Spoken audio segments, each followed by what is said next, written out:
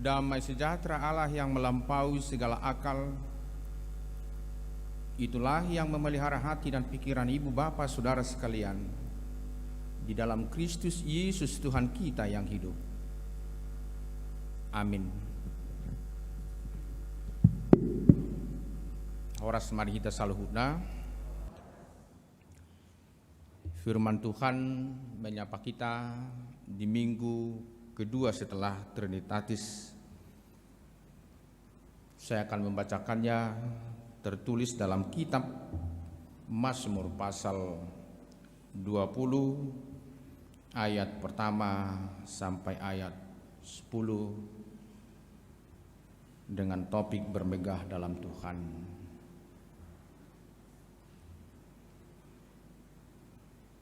Untuk pemimpin biduan Mazmur Daud.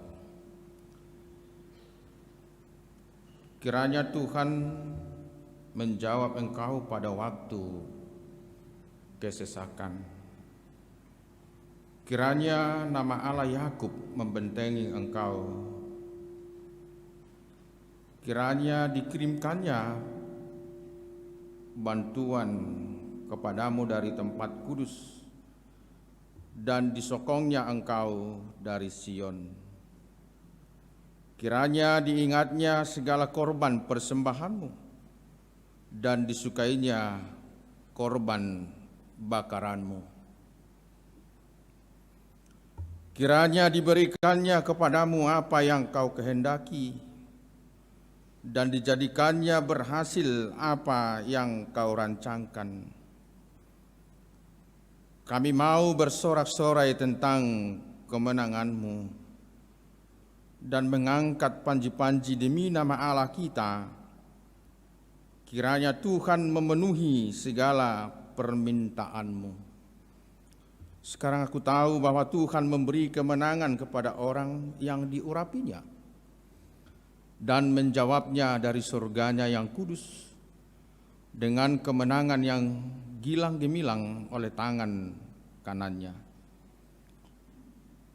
Orang ini memegahkan kereta dan orang itu memegahkan kuda. Tetapi kita bermegah dalam nama Tuhan Allah kita. Mereka rebah dan jatuh, tetapi kita bangun berdiri dan tetap tegak. Ya Tuhan, berikanlah kemenangan kepada Raja. Jawablah kiranya kami pada waktu kami berseru. Demikian firman Tuhan. Ibu bapa saudara yang dikasihi Tuhan Yesus Kristus, pernahkah kita merasa terpuruk? Paling tidak, pernahkah kita merasakan lemah tubuh? Dan sebaliknya, pernahkah kita merasa segar bugar? Bahwa hidup kita benar-benar kuat dan tangguh? Tentu jawabannya pernah. Itu yang terjadi dalam nats ini. Seorang Daud yang adalah raja itu, seorang Daud yang adalah pilihan dan yang diurapi Tuhan itu, ibu bapa, saudara-saudara, membutuhkan topangan doa. Nats hari ini adalah doa-doa yang disampaikan oleh umat Tuhan di tengah ibadah untuk berdoa. Berdoa bagi siapa? Dikatakan dalam nats ini, sekarang aku tahu bahwa Tuhan memberikan kemenangan kepada orang yang diurapinya. Dalam konteks perjanjian lama, siapakah orang yang diurapi Tuhan? Paling tidak ada 3 yang diurapinya: raja, imam, dan nabi. Raja pemimpin bangsa, dan raja juga yang dipilih oleh Tuhan. Imam yang kedua adalah wakil perpanjangan lidah dan hati Tuhan untuk menyuarakan kehendak Tuhan. serta nabi adalah mereka yang menyatakan kasih Tuhan dan melihat keadaan-keadaan yang telah terjadi, dan mungkin juga secara visioner mereka menyuarakan kehendak Tuhan supaya umat Tuhan tetap setia di dalam kasih-Nya. Maka dikatakan, sekarang aku tahu bahwa Tuhan memberi kemenangan kepada orang yang diurapinya. Tentu hal-hal ini telah didoakan terlebih dahulu oleh mereka yang menopang. Dalam konteks nats ini adalah Raja Daud. Doa-doa, topangan-topangan doa ternyata bukan hanya dari orang-orang yang lebih tinggi, lebih dewasa, atau lebih wah dari kita. Tapi doa-doa yang kita sebaiknya terima adalah juga doa-doa dari orang-orang yang terpinggirkan. Doa-doa dari anak-anak kita. Doa-doa dari anak buah kita. Doa-doa dari mereka yang kita pimpin. Itu yang terjadi bagi hidup Daud. Maka mereka mengatakan sesuai dengan topik minggu ini, supaya bermegah di dalam Tuhan, bangga sebagai anak Tuhan. Ini mungkin sebagai relevansinya ibu bapak saudara-saudara, ketika mungkin liturgis atau pengkhotbah dalam berbicara menyampaikan firman Tuhan bisa keseleo lidah, bisa salah, atau bisa gagap. Apa yang dilakukan oleh jemaat sebagai umat Tuhan? Kalau jemaat yang misioner, jemaat yang telah mengenal Tuhan, pasti melipat tangan dalam hati mengatakan, Tuhan berikan kekuatan kepada hamba-Mu yang melayani kami ini. Tuhan berikan kekuatan dan hikmat bagi pengkhotbah yang sedang berbicara atas nama-Mu, bukan atas dirinya. Wah, itu luar biasa. Jadi dang robiat tok padokan. Hona asal situ do. Majah besu diboto. Hona asal parhalado do manak padita. Marjami tapi bawa-bawoton. Ibu bapak, saudara yang dikasihi Tuhan, butuh topangan doa. Dan itu selalu saya rasakan secara pribadi ketika setiap mengawali ibadah di konsistori itu. Karena kita selalu berdoa bersama Inang dan Amang Parhalado. Dan mereka selalu menyebut, Tuhan berkati pelayanan kami hari ini. Berkati Inang Amang Pendeta yang akan membawa firman-Mu. Berkati kolektan. Berkati tim multimedia, berkati song leader, berkati pemain musik. Itu luar biasa. Berkati jemaat-Mu yang telah tiba di rumah-Mu saat ini, atau masih dalam perjalanan.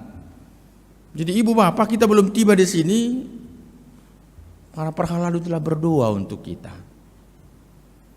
Begitu lonceng berbunyi, satu bait lagu dinyanyikan seperti Mazmur, yang artinya nyanyian dan doa pujian yang diiringi oleh alat-alat musik.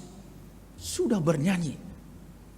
Dan setelah itu berdoa, baru masuk ke ruang ibadah ini. Dan ibadah kita dibuka di dalam nama Allah Bapa, Putra, dan Roh Kudus. Di dalam nama Allah kita yang Tritunggal itu. Dan nanti juga akan diakhiri di dalam nama Allah Bapa, Putra, dan Roh Kudus itu. Kembali ke nats ini. Ibu bapak saudara-saudara, ternyata umat Tuhan yang mengatakan melihat bahwa Tuhan telah memberi kemenangan kepada orang yang diurapinya. Memang ini menggambarkan suatu masa, suatu keadaan perjuangan yang sangat berat, bahkan peperangan. Bahkan peperangan. Ketika mereka mau berperang, ketika Raja Daud, waktu itu dia belum raja, apa yang dia katakan? Dalam dialog dengan Saul, Mungkin ibu bapak masih mengingat itu dalam Kisah 1 Samuel 17 ayat 33 sampai 37 itu. Ketika orang Filistin menunjukkan kekuatannya melalui Goliat, Saul yang seorang gembala, Daud yang seorang gembala itu menemui Saul dan berbicara, "Perkenankan saya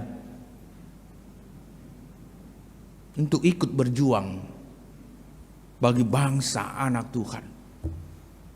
Saul sempat ragu akan kemampuannya. Tapi pengalaman hidupnya sebagai gembala, menjaga kawanan ternak, menghajar musuh-musuh yang mau menerkam kawanan ternak yang dia jaga, itu menjadi semangat baginya. Aku seorang gembala, aku selalu melindungi kawanan ternak. Dan tentu dalam menghadapi Goliat atau orang Filistin itu, Tuhan juga memberikan kemampuan yang sama. Maka dia dalam 1 Samuel 17 ayat 45 dikatakan, "Engkau mendatangi aku dengan pedang dan tombak dan lembing, tetapi aku mendatangi engkau dengan nama Tuhan semesta alam, Allah selalu barisan yang menantang orang Israel itu." Ibu bapak saudara-saudara, dalam nats ini juga hal yang sama disinggung, bahwa hamba Tuhan, orang yang selalu dekat dengan Tuhan, dalam ayat 8 dikatakan, orang ini memegahkan kereta dan orang itu memegahkan kuda, tetapi kita bermegah dalam nama Tuhan Allah kita. Mereka rebah dan jatuh, tetapi kita bangun berdiri dan tetap tegak. Ibu bapak saudara-saudara, ini suatu kepastian dalam hidup kita. Tapi sebelum menyatakan dan mengaku itu, para pendoa, penopang-penopang itu telah memberikan satu harapan yang begitu luar biasa. Dengan beberapa kali mereka mengatakan, kiranya Tuhan menjawab engkau. Pertama disebutkan begitu. Kiranya nama Allah Yakub membentengi engkau. Kiranya dikirimkannya bantuan kepadamu. Kiranya diingatnya segala korban persembahanmu. Kiranya diberikannya kepadamu apa yang kau kehendaki. Dan dalam nats ini ayat 4 dan ayat 5, setelah mengatakan kiranya diingatnya segala korban persembahanmu dan disukainya korban bakaranmu, ada di situ kata Selah. Tadi tidak saya bacakan ibu bapak saudara-saudara, karena kata Selah itu adalah berhenti dan berdiam sejenak. Berhenti, berdiam sejenak, merenungkan apa yang kita alami bersama Tuhan, apa yang kita rasakan bersama Tuhan. Kiranya diberikannya kepadamu apa yang kau kehendaki dan dijadikannya berhasil apa yang kau rancangkan. Berarti ini dalam nyanyian, lagu, dan doa yang dipadu membutuhkan waktu berhenti sejenak. Dan ini yang kita rasakan ketika dalam hukum Taurat, anak-anak Tuhan, jemaat Tuhan pada hari yang ke-7 diharapkan untuk berhenti. Berhenti itu bukan berarti untuk kebutuhan Tuhan saja, bukan. Tapi berhenti itu adalah untuk kebutuhan kita. Karena apa ibu bapak saudara-saudara? Karena saya punya keterbatasan, karena kita punya kelemahan, karena bumi ini juga punya keterbatasan. Supaya kita ada masa istirahat. Tubuh dan hati, jiwa kita itu juga perlu disegarkan kembali. Dibutuhkan masa istirahat. Tubuh kita itu pasti memberikan alarm atau suara ketika kita capek, letih, lesu, supaya berhenti sejenak. Pikiran kita juga perlu berhenti sejenak. Saat tidur, kita dalam keadaan tenang. Dalam melangkah juga perlu berhenti sejenak. Dalam berbicara juga perlu berhenti sejenak. Supaya apa? Setiap apa yang kita nyatakan dan katakan, perbuat itu benar-benar dapat kita rasakan menjadi bagian hidup yang menghidupkan, menyehatkan, dan bertumbuh seturut dengan epistel tadi, hal kerajaan surga ibarat biji yang kecil, dan secara berproses tanpa kita melihat dia bertumbuh dan besar bahkan berbuah. Hidup kita juga ada dalam proses itu, ibu bapak saudara-saudara. Artinya apa? Ada kalanya hal yang kita tidak tahu Tuhan bertindak di situ. Dan kita juga ketika beristirahat Tuhan ada bersama kita. Bukan berarti Tuhan tidak bersama kita saat bangun. Tapi menjadi kepastian jangan takut beristirahat. Kalau kita sudah berdoa, Tuhan, ke dalam tangan-Mu kami serahkan tubuh roh jiwa kami sepanjang malam ini. Apapun yang terjadi, hidup kami hanya untuk Tuhan. Ini yang menjadi bagian hidup dari pemazmur atau psalm, dari mereka pendua-pendua dan penyanyi itu, dari Daud yang adalah raja itu, dari umat-umat Tuhan yang telah dituntun oleh hamba Tuhan itu. Dan kita juga saat ini diharapkan melakukan hal yang sama. Daud yang memiliki kelemahan dan keterbatasan mempergunakan doa menjadi harapan, semangat, bahkan kelepasan di dalam hidupnya. Ketika dia berjuang, dia dimenangkan oleh Tuhan. Ini juga masih berlaku buat kita, ibu bapak, saudara-saudara saat ini. Kita sedang berperang hari ini. Kenapa dikatakan kata berperang? Karena di sana ada perjuangan. Kenapa dikatakan berperang? Karena di sana ada pengorbanan. Pengorbanan yang ibu bapak saudara telah lakukan, paling tidak keringat, air mata,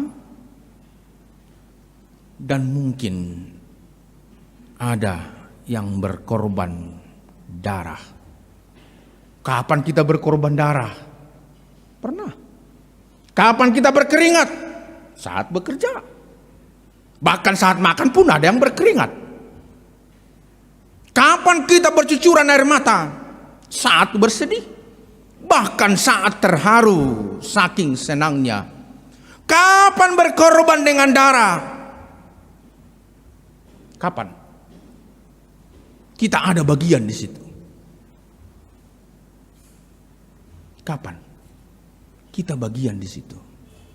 Saat ibu yang mengasihi kita masing-masing melahirkan kita. Ibu bapak saudara-saudara, mereka berkorban darah. Kita berlumuran darah. Mereka berjuang mati-matian. Maka saat ini melalui khotbah ini mau diingatkan, ingatlah dulu ibumu, biarpun ini bukan hari ibu. Mari kita mengingat ibu kita masing-masing yang melahirkan kita. Dia meraung-raung, dia berkorban darah. Dan kita mengingat ayah kita yang turut berkorban memperjuangkan hidup kita. Ibu bapak saudara-saudara, bagi yang masih ada ayah dan ibunya, mari ingat, mari sapa. Nanti pulang dari gereja ini tolong ditelepon. Ingat, bagi yang sudah tidak lagi atau orang tua sudah mendahului kita, mari kita mengingat pengorbanan mereka. Bukan menyembah mereka, bukan. Tapi kita mengingat setiap kebaikan mereka. Karena tidak salah mengingat pengorbanan dari orang-orang terkasih. Seperti para pahlawan dan guru-guru yang baik Sampai ada himne guru, kan begitu kira-kira. Terpujilah wahai engkau ibu bapak guru. Biarpun ini bukan hari guru. Tapi banyak orang-orang yang telah berkorban untuk kita, ibu bapak, saudara-saudara. Berkorban perasaan, berkorban air mata, berkorban dengan keringat, dan berkorban dengan darah. Ibu, terima kasih atas kasih-Mu bagi kami. Mau lihat nang nunga berkorban kamu Tuhami. Diliau kamu do mudar munai, marsak mudar dohami, uju sorang siap bortian. Dikaholongi hamu dohami, songon holong ni Tuhani, nama dongani si Daud. Ditangnya kok kamu dohami, maka kami pun layak berdoa untuk setiap kebaikan-Mu itu. Kami layak berdoa seperti Daud yang membutuhkan dukungan itu. Kami layak berdoa dan bukan mendukakan hati-Mu. Jadi kalau ingat waktu kecil, karena kami ada sampai 8 misalnya, orang itu mengatakan, "Aisona holako si paraisoon." Langsung menimbulkan kesadaran kan. Kalau kita agak badung sedikit, nakal sedikit, tak kolak ko si paraisoon. Masih ada abangmu, kakakmu, ibotom. Tapi biarpun mereka mengatakan demikian, ibu dan orang tua yang mengasihi kita tidak pernah meninggalkan kita. Ini satu kepastian. Dan Tuhan juga pernah kesal melihat manusia bahkan marah. Tapi Dia tidak pernah meninggalkan umatnya. Dan Tuhan juga pernah marah kepada Daud. Tapi Dia tidak pernah mencampakkannya. Ibu bapak, melalui khotbah ini mau dikatakan, layaklah kita bermegah seperti Daud itu. Sebagai umat Tuhan itu juga bersama Daud berdoa. Karena di tengah-tengah keterpurukan dan perjuangan mereka, Tuhan menyertai, sama halnya dengan kita saat ini. Tuhan menyertai bangsa ini, bumi ini, di tengah pandemi COVID-19 berjuang. Dan bukan hanya COVID yang kita hadapi, perilaku hidup, kehidupan sosial, keadaan ekonomi yang membutuhkan perjuangan, dan banyak hal yang kita hadapi. Satu hal yang pasti, tanpa topangan doa, tanpa dukungan doa, saya, ibu bapak, saudara-saudara, tidak akan mungkin sanggup menghadapinya. Maka firman Tuhan hari ini membawa kepada kita, mari kita selalu berdoa dan bernyanyi. Martin Luther mengatakan bahwa doa adalah nafas hidup orang percaya. Dengan kata lain, orang yang tidak mau berdoa sama halnya mati. Na mati do halak na soolo bimartangiang. Karena doa itu adalah nafas hidup. Doa itu komunikasi kita dengan Tuhan. Dan doa itu menyemangati kita. Doa itu jalan kita untuk menyatakan isi hati kita. Sekalipun ibu bapak, saudara-saudara, sekali lagi, apa yang kita katakan tidak selalu sama dengan apa yang ada dalam hati kita. Itulah doa. Maksudnya apa? Mungkin gambarannya seperti ini. Saya kira ini yang terakhir. Seorang anak yang selalu diajari tiap hari ketika makan, ya Tuhan berkatilah makanan ini. Berkatilah makanan ini. Hanya itu doa yang dia tahu. Suatu ketika dia pergi ke lapangan, tiba-tiba ada sapi mau menabrak dia dan dia ketakutan. Lalu dia berdoa, Tuhan berkatilah makanan ini. Hatinya dan ungkapannya berbeda, tapi Tuhan tahu apa yang ada di dalam doanya. Sama seperti Amang Sintu Haryanja tadi menyebutkan, Amang pendeta mengandar siaan. Kita tahu dalam hatinya sinaga amang. Gitu.